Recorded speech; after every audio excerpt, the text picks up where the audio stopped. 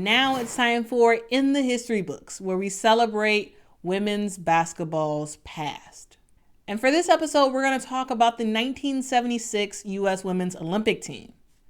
And you may be wondering, why are we talking about the 1976 Olympics team? You weren't even born at that time. Yeah, I wasn't born. However, I love history. And in order to properly celebrate the current crop of players like A'ja Wilson, Breanna Stewart, Annesah Morrow, and others, you have to acknowledge the generation of women who came before them and paved the way for women to make money playing basketball in America. And that really is what the 1976 U.S. Women's Olympic team did. They paved the way. 1976 was the first ever Olympic Games that featured women's basketball players. It was the first time that the best women in the entire world took the stage to compete against each other. And Team USA was ready. They were ready to leave their mark. The team was led by Hall of Fame coaches Billie Moore and Sue Gunter. And the 12-woman roster included co-captains JULIENE SIMPSON and Patricia Head, a.k.a. future Hall of Famer Pat Summitt, Sydney Brogdon, Nancy Dunkel, Charlotte Lewis, Nancy Lieberman, Gail Marquis, Ann Myers-Drysdale, Lusia Harris, Marianne O'Connor, Patricia Roberts, and Susan Rodriguez.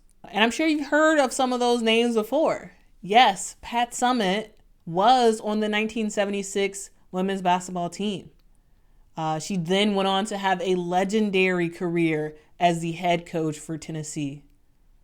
But don't forget, she was a basketball force to be reckoned with in her own right. Same thing for Nancy Lieberman.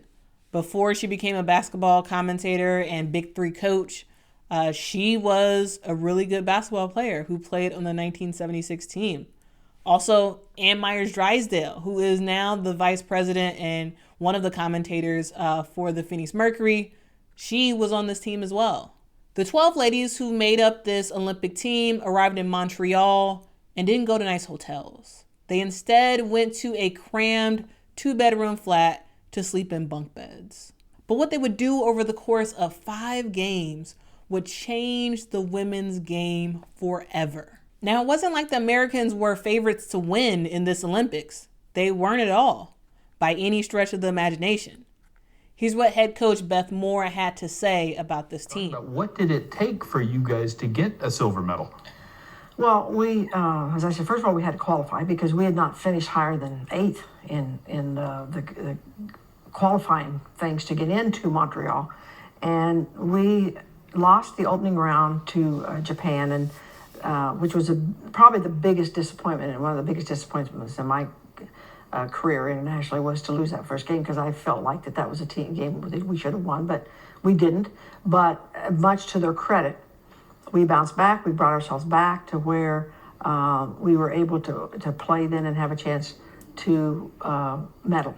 And they knew what was at stake. They responded so well, and they won, and it was a tremendous accomplishment. The Soviet Union, still was by far the dominant team, but I think it gave us a first-hand look at, okay, this is where we have to get as a country if we want to be the best.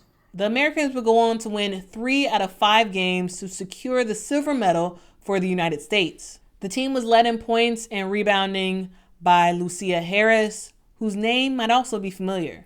Lusia scored the first points ever in a women's Olympic basketball game.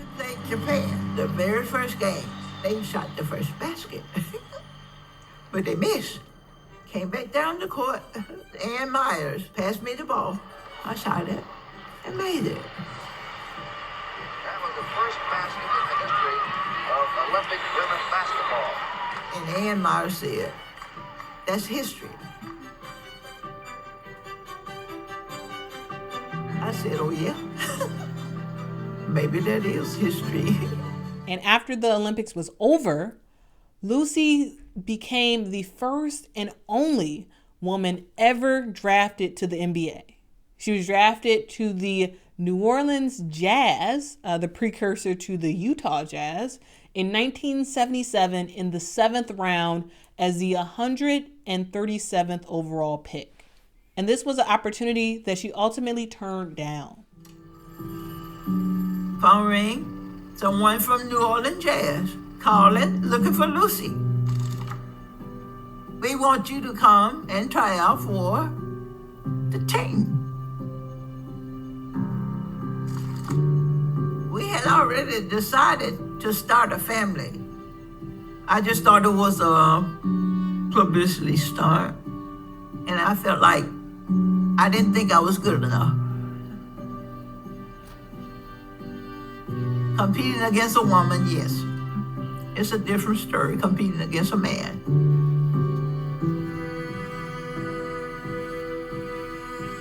So I decided not to go. And I said no to the NBA. This team won silver and also won America's heart. What you would call, what are now called the Power 5 conferences, we're really not putting much emphasis on women's basketball. And I think the start of that was after Montreal. We kind of then, we had that. It was, we were 4 years into Title IX. So we had Title IX enacted. We had Montreal in the Olympics. The Olympics became a springboard. Pretty soon, then the major colleges started saying, hey, maybe we should pay attention to the women's game. And they started putting the resources in it, started putting the support. And I think today then you know what's happened to the collegiate game. They helped change the trajectory of women's basketball in America. It led to more college opportunities. It led to more opportunities playing overseas. And it made playing women's basketball in America a reality.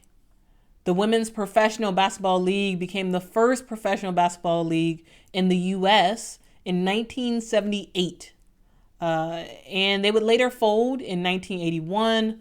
But the league ultimately led to the Women's Basketball Association, which lasted from 1992 to 1995, which led to the ABL in 1996. And that led to the WNBA, which launched in 1997, which is still standing to this day. Now you have women's basketball as a viable career. And you can thank the amazing women who stayed in that cramped flat in Montreal, who made history at the Olympics and changed the women's game forever. The 1976 U.S. Olympic team was recently honored in the USA Basketball 2003 Hall of Fame class. This is an honor that they truly, truly deserved. If you want to learn more about the 1976 team, you can read an entire book dedicated to it. It's called The Inaugural Ballers, the true story of the first U.S. women's Olympic basketball team. I'll link a copy to that book in the description. And if you're wondering, I do not get any sort of kickback from if you purchase this book. I just want to share the knowledge about this team. And I think this book may be useful for folks who want to learn more about this amazing, amazing team. And before we move on, let me know what you all think about the 1976 women's team. Had you heard of this team before? Did you recognize some of the names of the players who played on this team? Let me know your thoughts in the comments below. And if you liked this profile, be sure to make sure to like this video. It'll really help to bring more people to this channel. And stay tuned next week for another edition of In the History Books. All right, y'all, the NCAA season is fast approaching, and I have a couple of updates for you. You can call her Coach Ryan.